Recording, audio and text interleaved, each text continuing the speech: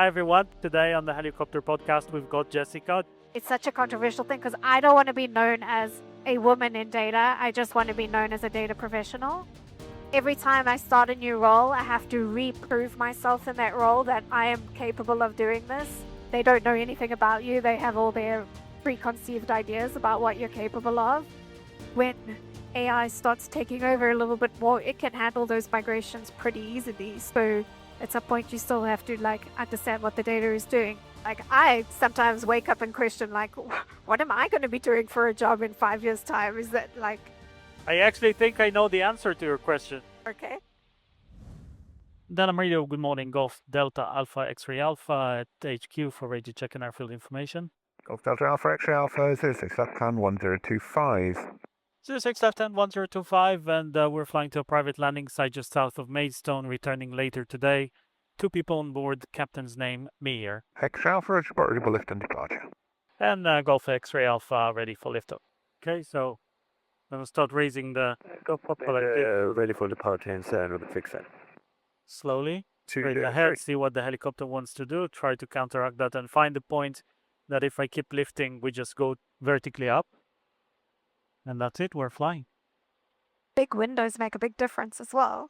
Yeah, they do, right? It's a lot of fun. Okay, so base is clear. You ready? It's cool. And Golf X-Ray Alpha ready for departure. Golf X-Ray Alpha just surface wind light variable. Golf X-Ray Alpha rolling. So we go straight. Accelerating. And up we go.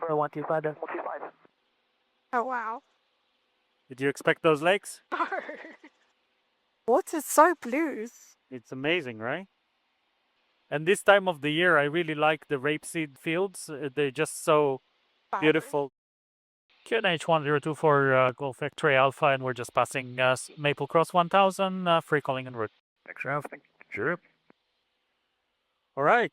So, hi everyone. Thank you so much for joining us today. Today on the Helicopter Podcast, we've got Jessica. Jessica, how are you doing? Oh, good and you. Very good, thanks. I'll let you introduce yourself in a minute. I'll just say Jessica did my career unblocking mini course, and I offered a few people who did my career unblocking mini course the opportunity to join the Helicopter Podcast if they had interesting topics to talk about and things that the rest of the community can benefit from. And Jessica applied, and she had a very interesting and timely topic to talk about. So I guess without further ado, Jessica, why don't you just introduce yourself and let us know what we're going to be talking about today? Cool. So yeah, I'm Jessica. I am a senior engineering manager at Funding Circle for a data platform team. I've been in the UK for 3.5 years, and I did Sasha's course, always looking for those tips and tricks on how to be a better leader, how to manage my team better. And yeah, for one of his vlogs where he was taking someone on a helicopter, it looked really cool. For the email, and I was like, that sounds really awesome. And yeah. So you said you've been to the UK for 3.5 years. Where have you been before? Where were you? So I worked for a Nigerian company in South Africa. So it was called Paystack.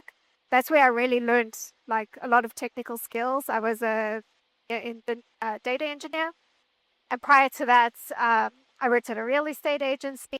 Getting real estate agents to actually do dashboards was quite an interesting feat.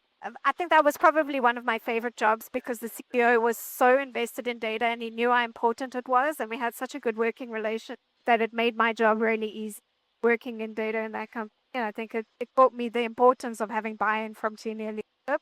And prior to that, I had a whole different career in the telecoms industry. So I haven't always worked in data, always had data aspects to my role, but after 10 years in telecoms, decided, no thank you. Side of this is a little bit boring. It's a very narrow field, and I could just, at that time, everyone was touting the article where data science is the hot new career. So I was like, I want a hot, sexy career. So I took some time off to study data science and Python and SQL and kind of apply a lot of what I had learned in my degree because I studied IT as well as engineering. So I took that time to study, found my first role at that real estate agency and fell in love with the power that data can bring to organizations, help people make decisions. When it's used properly, you can really changed the trajectory of a business. So like it's just such a interesting skill to work in. Love it. So, what did you want to talk about today? Oh, just a number of things. I think one of the interesting things is one, growing my network, because I moved to the UK only 3.5 years ago, pretty much knowing no one. And being intentional about how you grow your network, it was something that was very important to me. Even switching careers in South Africa, it was quite important for me as well, because I built up my whole network in the telecoms industry, but I hadn't really had a data type of network. And I think the people you know and interact with are definitely the accelerators for your career. So moving to London, I kind of was very intentional. I was like, have to get out of my comfort zone, have to meet new people. I did a lot of meetups and was quite lucky to meet some people who were either hosting those meetups or at the meetups, and managed to build my network there. I have a lot of people that I kind of speak to on the regular. They can then introduce new people, and I think that's just so useful. It's not like I'm not meeting with someone specifically to get something out of it. I just want to know more people, learn new things from them, which I think is such an important way to approach how you're networking with people, because it shouldn't be a transactional thing. It's like I'm genuinely interested in the people I meet, the things I can learn from them, just like their stories. And the more I go to these meetups, or the more I like attend dinners or just like reach out to people and chat to them, the more interesting I think I become, because now I have all these different points of view and different approaches to things, which I don't know, I just really enjoy it. And for me, Perspective, right? yeah, exactly. And for me as an introvert, it doesn't come naturally. Like I sometimes go to meetups and I don't have the energy to actually talk to anybody. And it's sometimes kind of it's terrifying to just put yourself out there. And it's not like my natural state to just be like, hey, I'm Jessica. Can I just talk to you for 5 minutes? But I do it. I do things that make me uncomfortable, because I think that's the only way you can grow. So yeah, I think been intentional about it, but also it's still terrifying at the same time. Yeah, I did a recent video about my approach for networking. I think everybody should watch that, because, in my view, networking is like one of your career assets. And I think that people don't tend to think of their career in assets, but, over time, you just accumulate things that help you become better and make you more valuable. So, your experience is one of them, knowledge, degrees and certifications and things like that. And then you have your personal brand and the people that you know and the people that know you, and the kind of perception that you bring to the table. And the network is another one of your career assets. And I think that in an age where information is becoming more commodity and more accessible, and where everything is changing, and sometimes, it changes the value of your experience, these are the times where things like network become so valuable, because the people you know and the people you have access to, and people you can just give them a ring and say, hey, let's meet up, or hey, I have this question, what would you do about it? These things are priceless, and they become your differentiating factor, or your edge, if you will. So I think it's super, super important to be intentional about your network and invest in that. How do you do that today? So meetups is one thing. What else do you do?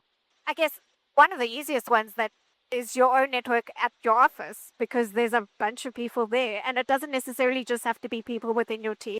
I think the most power you get is from expanding past your team, because there's a bunch of people that are doing really clever things in other teams that you could benefit from, either learning their processes or their approach to life. Because I guess, like you put it, the information is commodity now. AI is leveling the playing field with technical skills. I don't think they're as much of an asset as they were 5-10 years ago, because if you want to know how to do something, you can ask AI, and within a matter of minutes, you've got like a really good answer. Maybe not the best, but it's probably good enough for most of the things you need to do.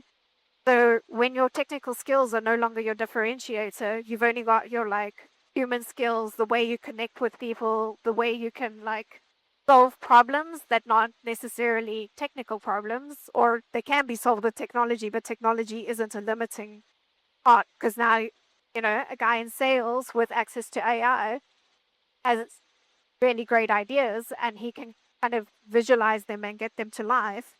Doesn't need to wait on an engineer to do that for him anymore. So I think the future of work is going to be very interesting. It's something I say to my team all the time. Like, you're a data platform engineer today, but that role is probably not going to exist in a couple years' time. You're going to be a problem solver that has like really good data skills, and you've got a number of different tools in your kit, data being one of them, but you're solving problems fundamentally. Don't get so hung up on your title right now because it's likely not going to exist in a few years. Yeah, titles are gonna change. Exactly.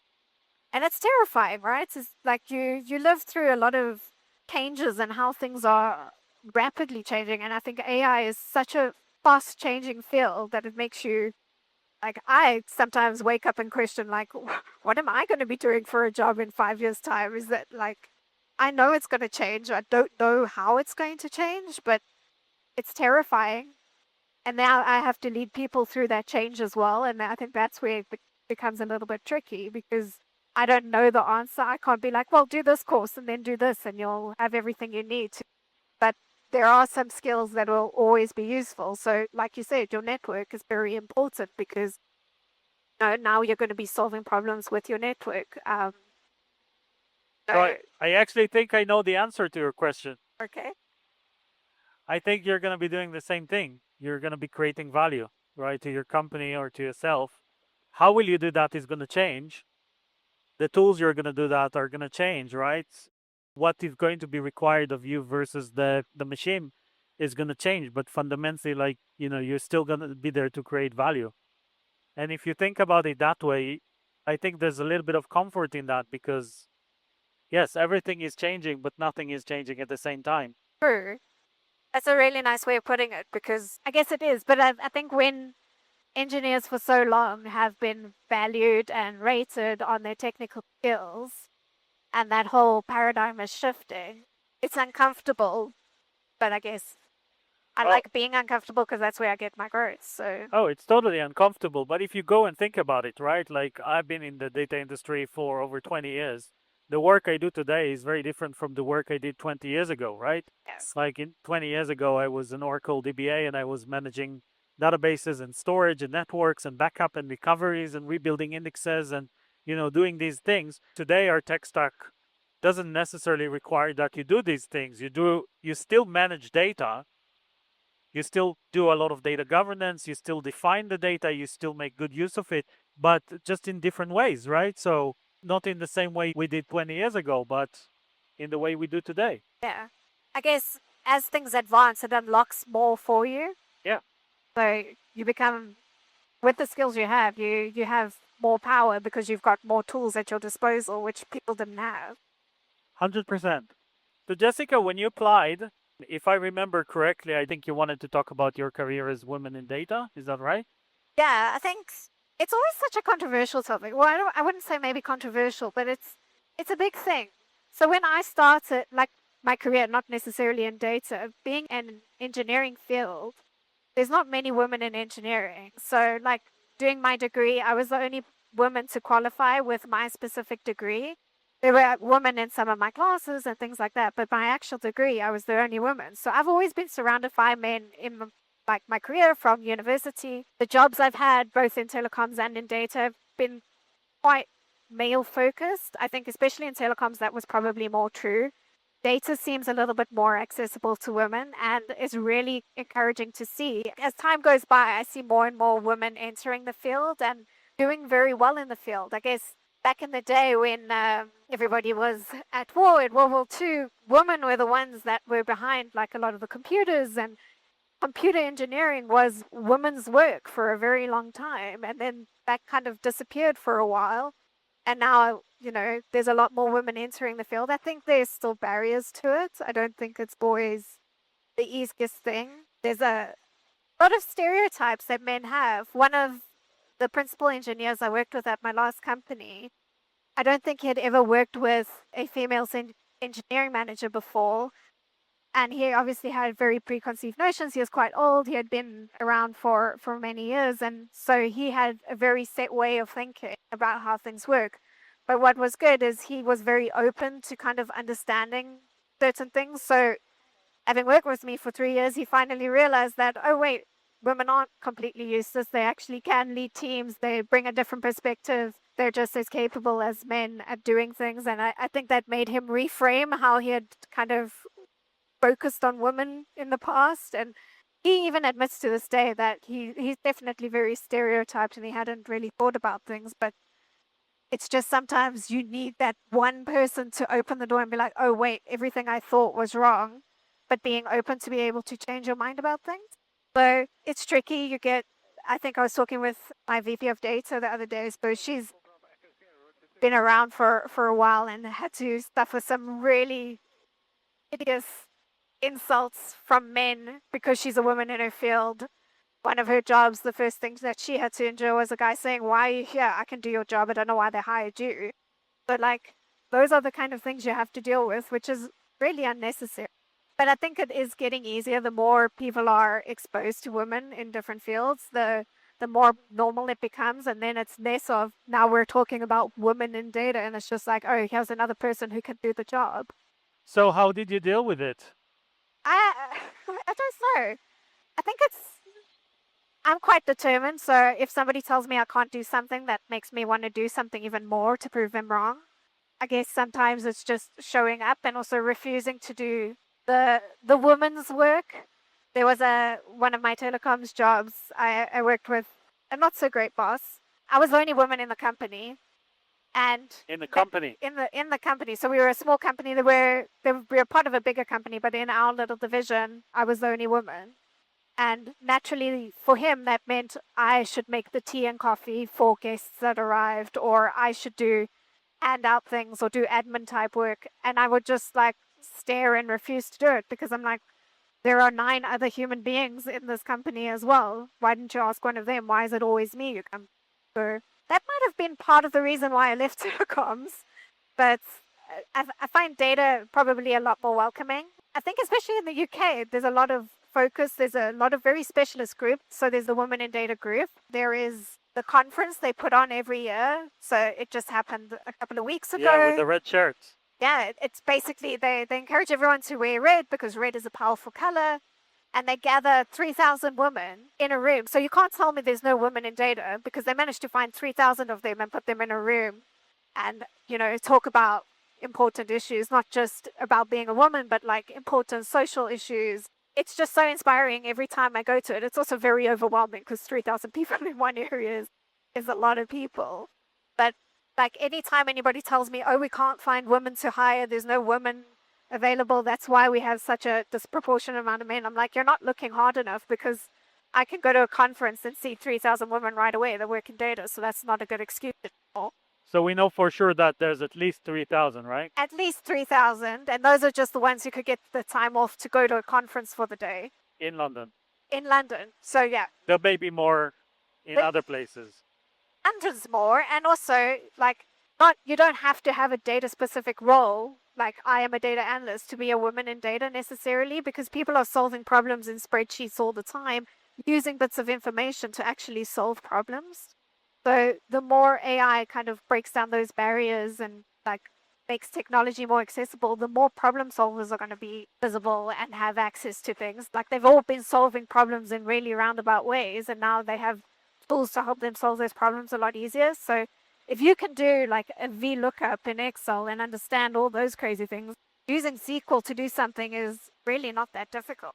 That's interesting. It is a very controversial topic in a way, and I don't think it has to be. I think it's controversial is probably not the right word here, but it is a topic that some people feel uncomfortable to talk about. And this is actually one of the reasons why I really wanted to have this conversation, because I have 2 daughters, 1.5 years old and 7 years old.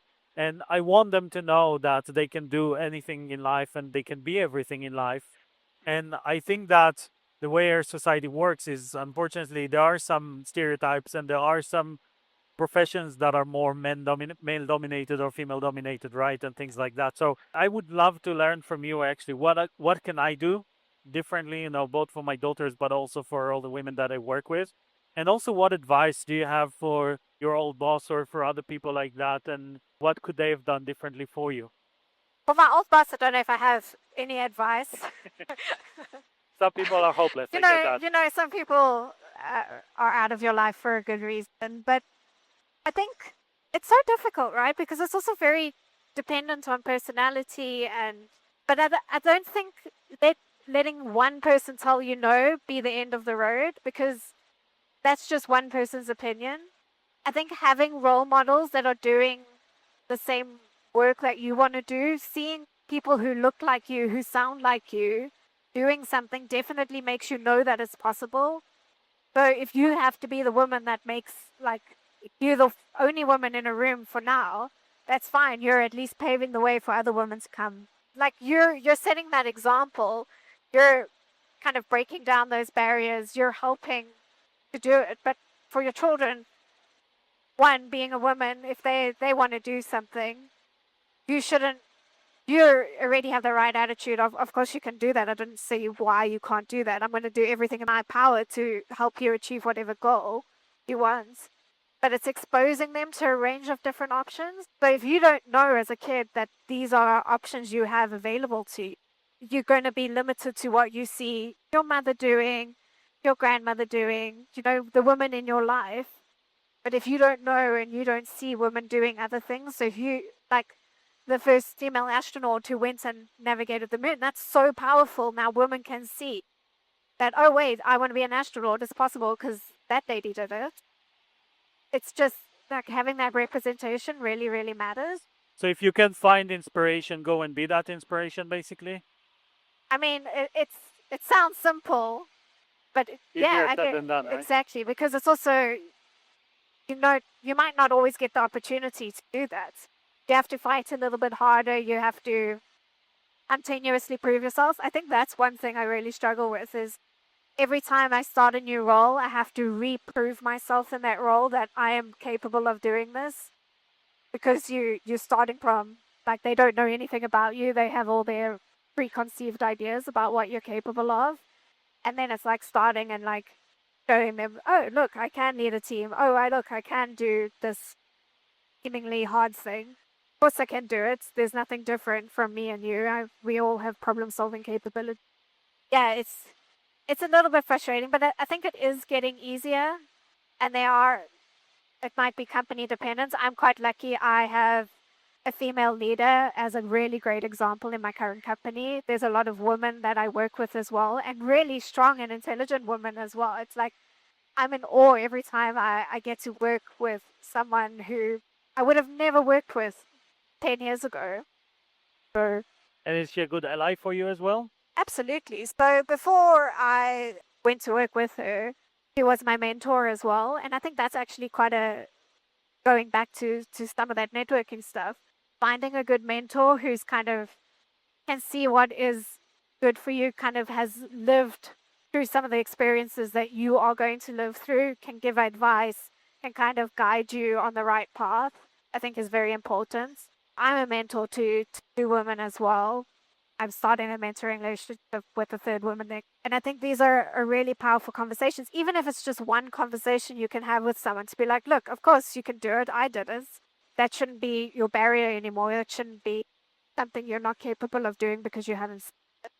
Even if you haven't got a lot of experience, you still have a little bit of experience that you share with someone, help someone realize their potential, I think it is.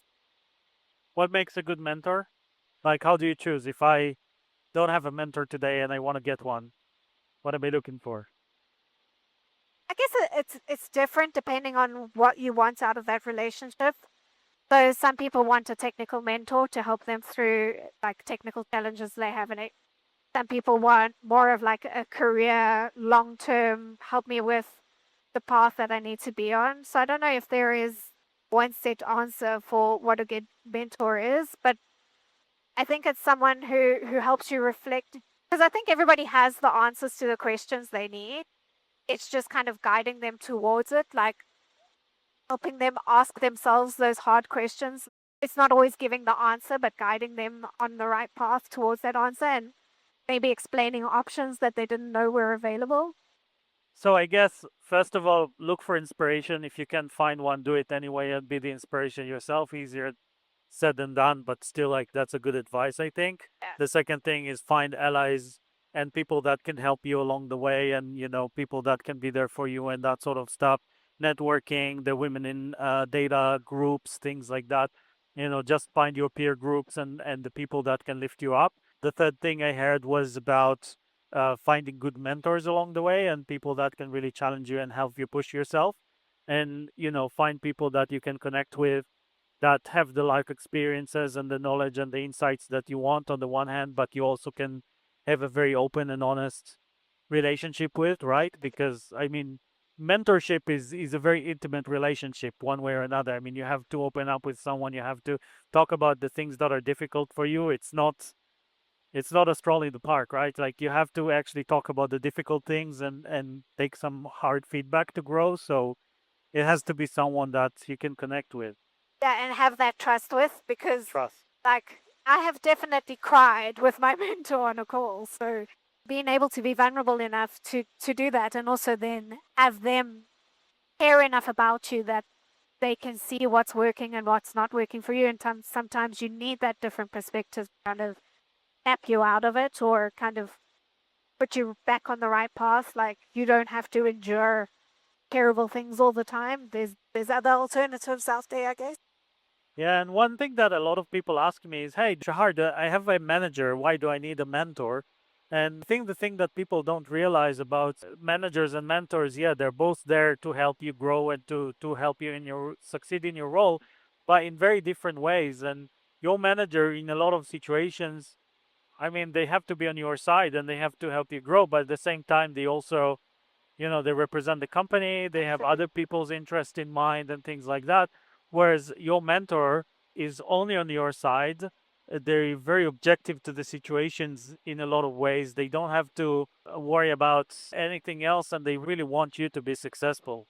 That's exactly what I say when I started mentoring another lady, because she wasn't too sure what mentoring was about and how she could get it, because she had those exact things. She's like, "But I have one-to-ones with my manager all the time." I'm like, yeah, but your manager needs you to be successful at work to help the company achieve its outcomes. I need you to be successful in your career so you can your outcomes. Sometimes those things are aligned, and if they are, that's amazing. That's the best place you can. But oftentimes they may not be, or at a certain stage in your career, those things are no longer true. So having someone that advocates just for you is really, really useful. It's extremely powerful, and I think that people who haven't had good mentoring don't realize that sometimes. But the moment you have a good mentor for the first time, you're like, okay, now I know why this is so important, and now I know why I need it. It's very obvious. Once you see it, you cannot unsee it. Isn't that beautiful? Look, I'm just like, I don't know where to look, because there's so many beautiful things to look at. this is amazing. I mean, it's just gorgeous, and what a day for this, right? Absolutely. So we haven't actually talked about where we're going. So today we're going to a winery called Balfour Winery. Unfortunately, I can't drink, but I know that they are award-winning winery and they're doing pretty well. So we're gonna check them out. We're gonna go have a nice lunch and chat, and then we'll come back again. I'll just take a moment to say, if you like what you're seeing here, please like and subscribe. Please comment and let us know what you think. If you have any questions for me and Jessica, this podcast is something I'm experimenting with. It's a new format. It's very hard to produce them. So, your engagement really helps here, and it really tells me that it's going well, and we should keep going. Okay, so we're nearly there. We'll see the winery. There's basically going to be two roads: the winery, the car park, and next to it there's going to be a big green field. So that's where we're landing. So we'll just start our descent now. We'll go over the top of it. We'll identify the place. We'll make sure that it's suitable for us, that there are no threats or no animals, no people, no dangers, no anything that can prevent us from landing there. Yeah, we'll do a quick low reconnaissance over the area, just make sure it's clear, and then we'll land. And just bang on time. I think they're waiting for us. By the way, one interesting thing that a friend of mine told me, she studied software engineering in university, and just like you're describing, she was probably one of the only women in her class. And she told me that when during university and while she was doing her degree, she thought that she was just a software engineer, right? Like she was learning how to be a software engineer.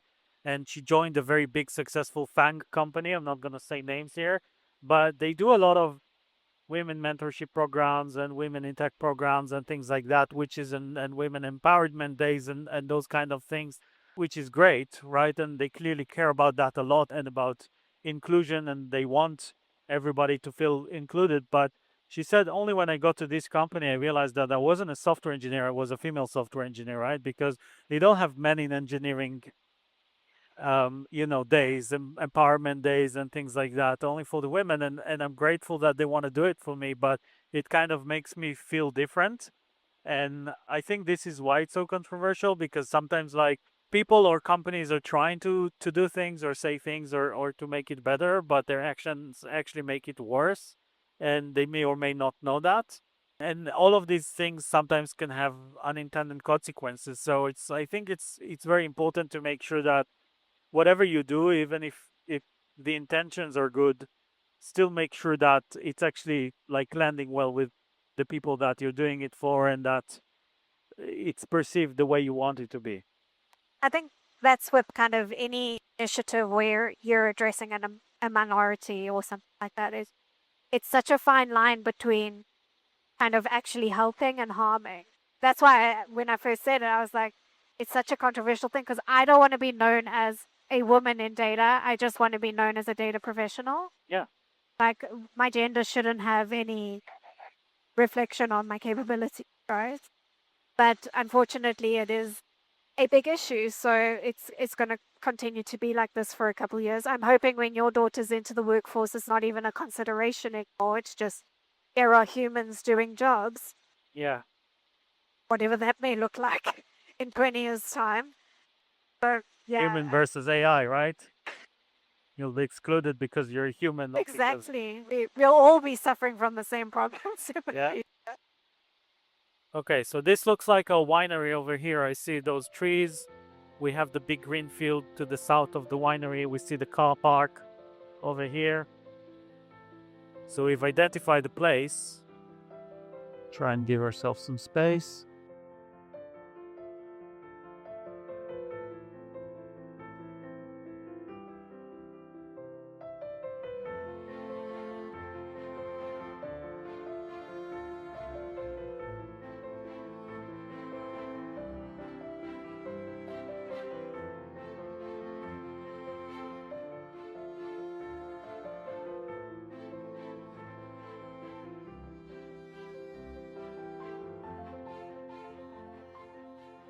Just put it here, I guess.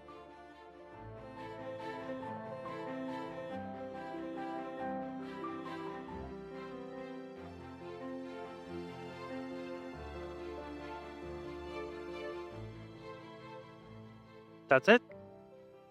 Very smart. Thank you. How are you feeling? Yeah, that was really cool. It's a nice experience, right? And I mean, look at this gorgeous place. What else can you ask for?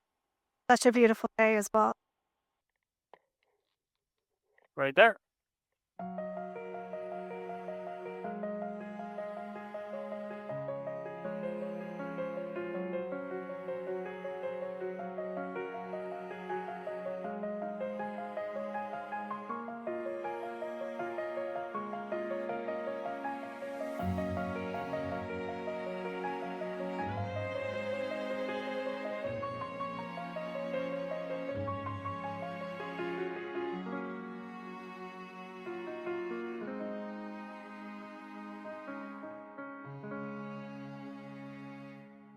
Okay, so we're clear.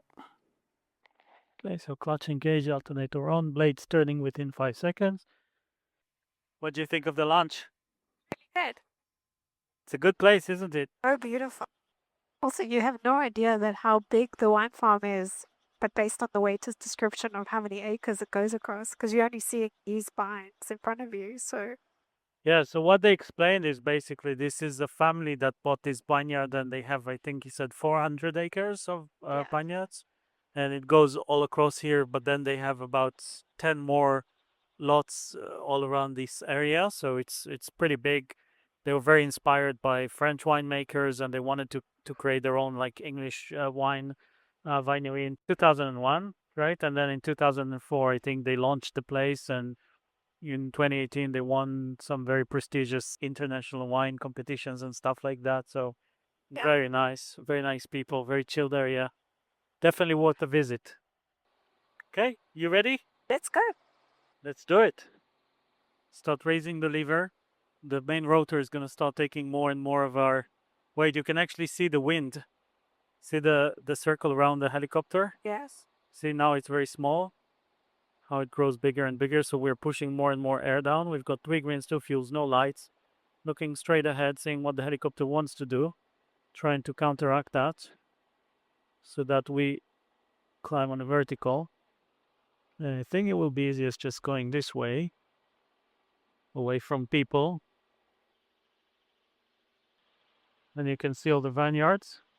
Wow, it is actually quite thick. It is very big. It's very, very nice. So you're just down there having lunch. Does it look small? It is so tight. Then the ladies that were doing yoga or a picnic. Yeah. From up here, it looks like a yoga mat, so bit of yoga in the vineyards with some wine. Yeah. Sounds like a very dangerous combo. We're flying back to reality now. So I have 2 questions for you, Jessica. The first one is, why did you apply? And I'm not asking that in a bad or controversial way. It's just interesting because I sent the email and I offered 2 helicopter flights to 2 people in my community. And I was telling Amit, the other person who applied and got it, and we were flying a couple of weeks ago. And after we landed, he got out of the helicopter and he looked around it and he said, Jaha, how did I get to a situation that I fly a helicopter to the Isle of Wight, in the middle of nowhere? And how does that happen? And I said, well, it's very, very simple. You applied. And that's the thing most people didn't do. And the thing is that tens of thousands of people, have seen my LinkedIn post with the announcements about the course and the community, and only a few thousand signed up. And then the email itself that announced the free helicopter flights, again, several thousand people got that email. Half of them probably didn't even open it. You opened it, and there was a link to apply with a form that you needed to fill. I saw hundreds of people clicking the form, like basically opening that link, and only about 20 applied. Yes. So that in itself is a very interesting thing. And going back to our previous conversation, the interesting thing was that out of about 20 who applied, you were the only woman. So I guess the question is, why no more women applied, and why did you do it? You also said that you consider yourself an introvert. So, applying to doing such a thing, going on a flight with a stranger and then getting on YouTube and becoming, famous worldwide and things like that is probably scary, right? So why did you do that? Tell me. What happened? I just kind of figure, why not? A few years ago, I read, what is the book called? It was like Saying Yes or something like that. So it's the main gist of the book is kind of when opportunities present themselves, you have the chance to say yes, and you can change your life by just saying yes to different opportunities. So even if something terrifies me, or like it's not something within my comfort zone, not all the time. I mean, probably get me on a different day and I'll have a completely different answer. But I was like, this could be a scam, or maybe I could go ride on a helicopter and get to know somebody else within the data community, which, either way, great opportunity. And then a few weeks later, you contacted me and I was like, oh, this is great. Everything kind of aligned. I think it was just kind of right place, right time. Maybe why other women didn't apply, because literally I just got in a helicopter with a stranger. When I told my sister what I was doing, she's like, are you sure this isn't a scam? Yeah, I'm wondering what the scam is, because right now I'm the one losing money, but I don't know. I think it was just reading the right email at the right time. And I was like, yeah, I want to go around England in a helicopter. That sounds like a great town. But there's a great lesson here, because I speak to a lot of people, like in my executive coaching and in my mentoring sessions and all of that. And a lot of people complain that they're feeling stuck in their career and they've reached a point that they're not growing anymore. They don't know how to reach the next level. They don't know how to get the next role and things like that. And then when I talk to them and try to understand the situation better, I'm like, oh wow, you had all these opportunities in front of you and you basically never said yes to any of them.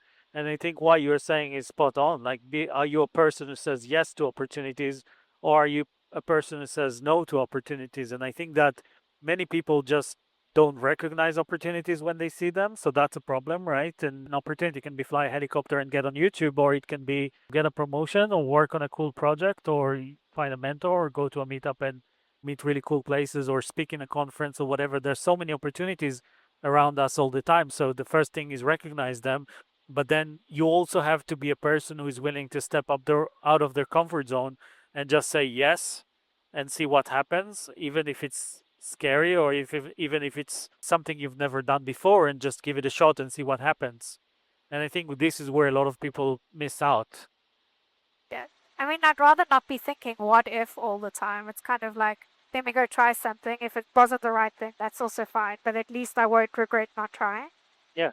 Like, what's the worst thing that can happen, right? I mean, well, one, if you get scammed, but then there's also like a bunch of other scenarios that, you apply and you don't get it, or you apply and you get it and it's not what you were thinking or whatever. And in many of them, the worst case scenario is not that bad, right? So like you see a job that you think, oh, I wish I had that job someday, but you disqualify yourself, right? Because you say, oh, but I don't have this experience and that experience. And in these kind of situations, I just say apply anyway, right? What's the worst that can happen? I mean, the worst case is they're going to say no, but in the best case, you're going to get your dream job, which is much better than not getting your dream job, right? Yeah, absolutely. I think a lot of it stems from rejection. So a lot of people tend to be like really smart. They don't get rejected that often. But the higher you go in your career, the likelihood you get rejected gets much higher because there's more expectations. You are never going to be completely aligned with everybody's expectations. You're not everybody's cup of tea, and not everybody is your cup of tea either. So I think the first few times you have that rejection, it is really hard to see it, and you see it with younger generations as well. They get that rejection and they immediately like back off. They don't want to try anything ever again. It's like they shut down. Whereas it's more like when I get rejected, as much as it like I don't always enjoy it, I can use that as a learning opportunity. Okay, what was the reason? What can I learn from that experience? And then take that forward and actually like, what can I do about it? All right. So yeah, it's kind of each rejection is a learning opportunity, I reckon. Yeah, I mean, for good or bad, I was telling you at lunch, I've been freelancing for the last 3 years.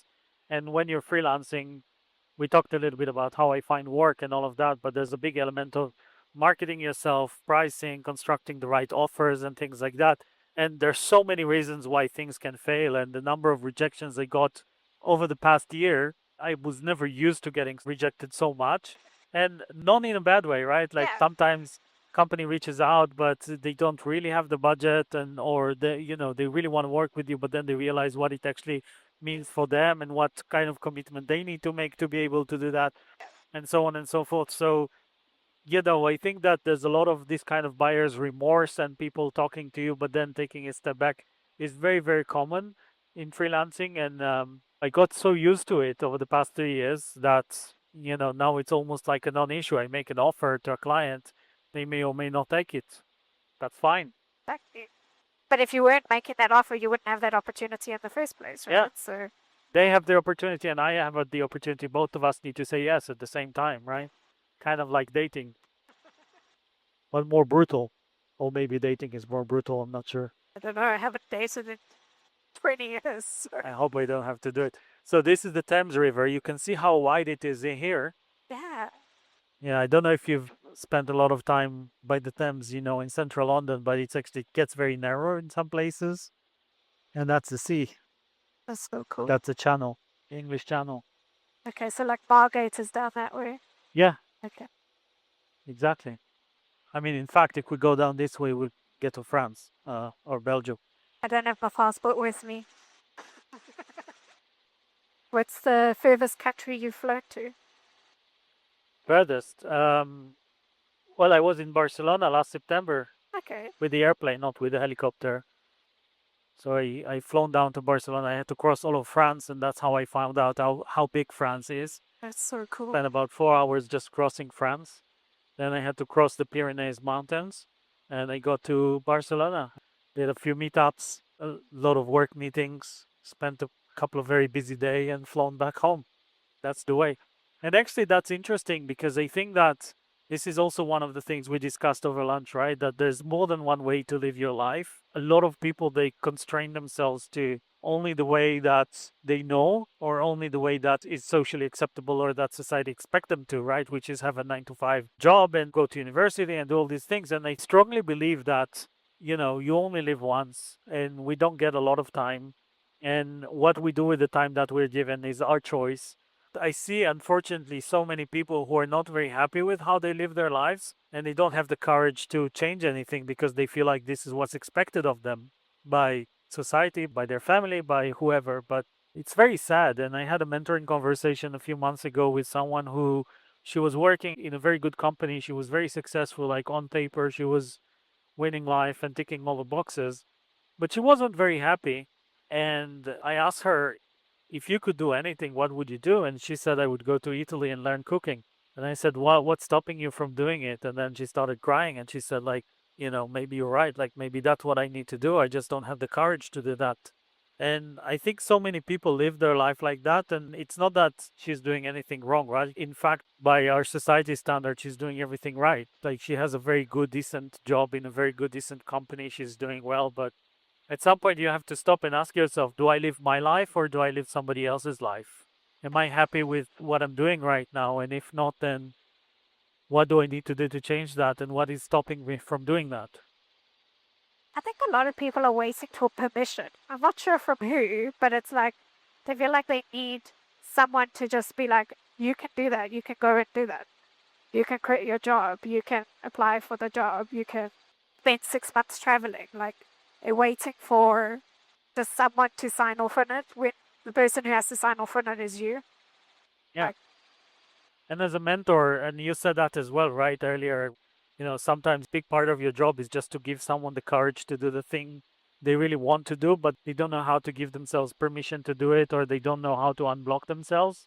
And as a mentor, sometimes the best thing you can do for somebody is just say, yeah, I think you can do it. And all of a sudden, the world opens up to them. yeah, they finally got the permission that they didn't need in the first place. Yeah. But it helps the mental model, right? It's like, oh, okay, you know, someone said I could do this, so therefore I can go and do it. Which maybe is all you need. Maybe you just need to learn to be the person who gives yourself permission. Yeah. I think that's very powerful what you just said. And a lot of people are, you know, unfortunately, they give themselves excuses not to do things rather than giving themselves approvals and being their biggest cheerleader. Actually, Vlad, who was my VP of engineering at Meta, I remember he said once that a lot of people, they take pride in the fact that they are their biggest critic. And he said, I meet with a lot of people and they say, I'm my biggest critic. I always, you know, give myself hard feedback. I never shy away from feedback and all of that. And he said, I understand why people want to do that. And I understand why people want to think like that. And he said, I was like that in the beginning of my career as well. But in fact, that's a very bad way of doing things because everybody else will give you the feedback, right? Everybody else will tell you when you fail and everybody else will tell you how bad you are at everything that you do. And he said, at some point, I realized that I only get bad feedback because I'm my own critic, but also everybody else is criticizing me all the time. And I don't get good news. And that's where I decided to become my biggest cheerleader. And I've decided to basically cheer myself for being successful in things, cheering myself for making good decisions, cheering myself for winning at things. Such a positive way of looking at life. Yeah. And actually, there is something about our society that almost rewards this kind of self criticism. And self criticism is important for growth in a way, but you cannot be negative about yourself all the time. That's a very interesting mindset change, right? Yeah, and Because it's it doesn't, difficult. in a way, yes, but at the same time, it's also not that difficult because what happens is you look at the situation, right? And you ask yourself, what could I have done better? And what you need to do is look at the situation which you already do and just ask yourself, what did they do well? What was good about it? I like that. Yeah. So in a way, it's only a change of framing. It's a change of mindset and asking yourself different questions and also giving yourself permission to, you know, cheer up for yourself. Yeah, absolutely. There's actually one more very powerful concept here, which is good failures and bad failures. And I was taught that by Brian, who was our VP engineering at Meta. And he was teaching me when I joined. He said, Jaha, we have two types of failure here. There are good failures and bad failures. Good failures are where we did everything right. We took a big risk we launched a new product, we did something right, and it didn't pay off, right? And bad failures are where we did, very scrappy work, or we did something wrong, or we didn't invest fully into it, and poor execution. That's a bad failure, right? So he said every time we fail, I basically ask myself, could we have done anything differently? And if the answer is yes, then that's a bad failure, right? Because we probably didn't do very well. But if we did everything we could, we just took a risk and it didn't pay out, this is something we should celebrate, because the truth is, we did something that most companies don't do. A lot of companies are very conservative. They don't take risks. They don't try to do things that are out of the ordinary, and we did, so we need to celebrate that. Yeah, that's a good way of thinking about things. There's also, there's no point thinking what if all the time. Like, you can't go back and change the past. You can only kind of use that to inform how you deal with the future. So, what do you learn out of the things that went wrong? Yeah. It's gorgeous, right? So cool. So that's the O2. Yeah, I can see the shard as well. Yeah, the shard, the Gherkin, the BT tower, just there to the right. So today you're an engineering manager, right? Or a data engineering manager? Data platform engineering managers. And how is it going? Yeah, it's going well. I started in December last year, so been a few months of kind of understanding where the priorities are. We're kind of re-architecting the whole data platform. It's interesting. It's probably been one of the first roles where I've come in knowing exactly how to do my job. Whereas every other role I've had before, it's been a completely new learning experience. I've had to gain a lot of new skills really quickly. And this one I've come in I know how to do this. I've got this. I can lead the team through the many migrations we're going to have to do over the next few months. We spend a lot of time just moving away from different things. And maybe, I don't know if that's always the best thing, because we could probably spend more time actually using the data to solve the problems rather than moving it to different systems. The biggest trap of migration projects that a lot of people, and especially a lot of data leaders, miss out on is that when you do a migration project, if the migration project is successful, then in the end of it, you can basically do everything you could do before, just on a different platform, right? Yeah. I'm exaggerating a little bit, because when you have a migration project, you do try to get new functionality, or try to tidy up, or you try to get some extra benefits, right? Just moving from point A to point B without extra benefit is not super valuable. But in the end of the day, migration project is something that sometimes the business doesn't have a lot of patience to, because they don't feel like they're getting anything new. And the trap is that a lot of data leaders, they come to a company and the first thing they want to do is start migrating off of a lot of legacy platforms, which I know why they're doing it. And in some ways it does make sense, but in other ways, you're going to spend all this time and effort and you're actually not showing any progress to anyone. And this is a very good way of losing trust with your business partners and with your stakeholders. You invest a lot of time and effort not moving the needle, so to speak. So I think it's something that people almost do automatically, and it's something that people, in my opinion, should be much more cautious of. Yeah. Also, it gets to the point where you've run out of things to migrate, so... Yeah, at some point, you'll have no choice but to build things and add value, right? Yeah. I think also the thing with the migration project is if you've done it well, most people shouldn't notice that you've done it. Yeah. So it's a little bit anticlimactic at the end. It's a bit disappointing because you've been working months towards this, and then at the end you're like, well, it's done, and nobody can really notice anything. I definitely feel like it's an excuse a lot of the time, like, oh, we want the shiny new tool and it's now something else for us to do. But when AI starts taking over a little bit more, it can handle those migrations pretty easily. So at some point you still have to understand what the data is doing. How does the business make its decisions? How can you help it make those decisions? And whether your data is in an Excel spreadsheet or in a beautiful Snowflake database doesn't really matter at the end of the day. It's like, what are you doing with that information that you have, and how are you helping the business to achieve its goals? Exactly. The blunt version of that is that your CEO doesn't really care if you use Athena or Snowflake to get the data, right? They couldn't care less. What they care about is their supply chain is completely stuck because of that. They're not manufacturing quickly enough. They're burning a lot of money and not making enough money, and the company is about to, go insolvent because of that.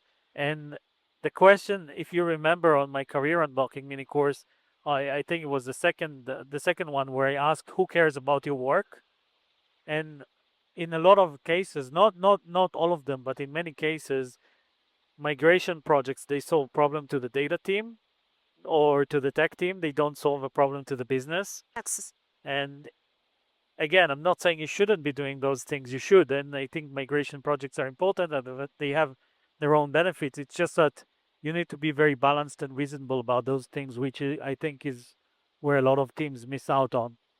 yeah. And also, once you've done that migration, all right, now you've got the fancy new tools and all the shiny new things.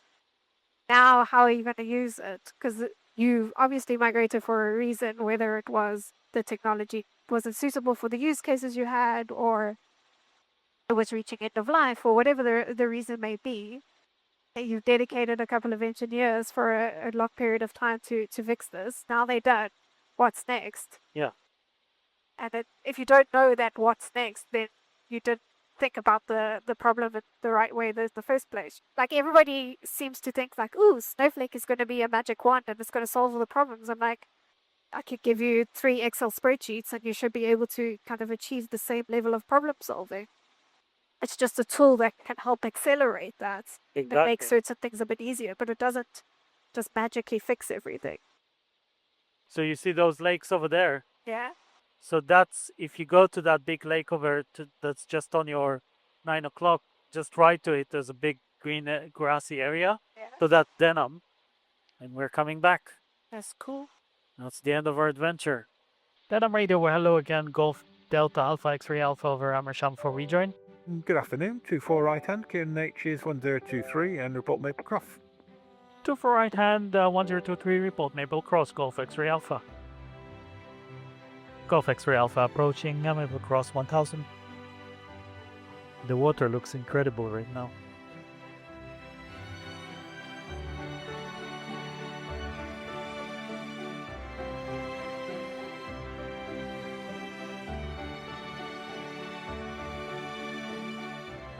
X-Ray Alpha, taxiing back to HQ. Thanks, Ralph. Thank you.